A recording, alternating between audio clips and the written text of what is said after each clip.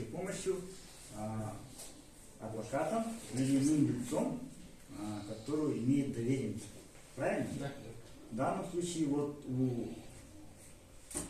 Я прошу вас, попросите перерыв, мы с вами выйдем, я напишу вам кучу ходатайств, 5 или 6 штук, и вы просто Я как общественный защитник, мне не нужна доверенность. Я хочу помочь человеку, потому что... Он может участвовать здесь? Конечно. Почему не могу? Как доверяете? У вас есть доверенность на... Это не нужна для этого какая-то нотариальная доверенность. Общественный защитник, врубите Google. То есть на моих глазах нарушаются права гражданина явно неприкрыто. Передача объяснения вы не разъяснили человеку, что дача объяснительная дело добровольное, согласна она или нет. Более того, составлял ли административный материал несколько лиц. Один разъяснять пытался права после того, как мы попросили об этом, да, сами. Другой давал бланк объяснительные. Вас как зовут?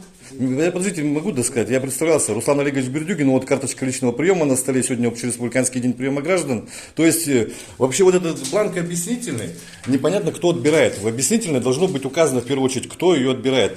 Тут же мы не видим этого.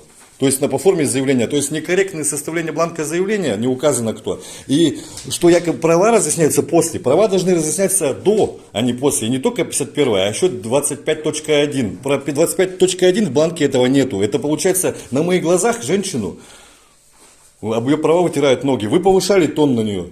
Повышали тон, правильно?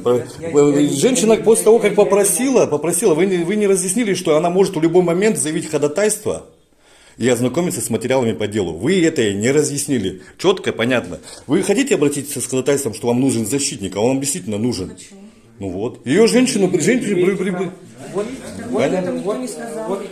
подождите, вот тогда. Давайте я прекращу, сбавлю.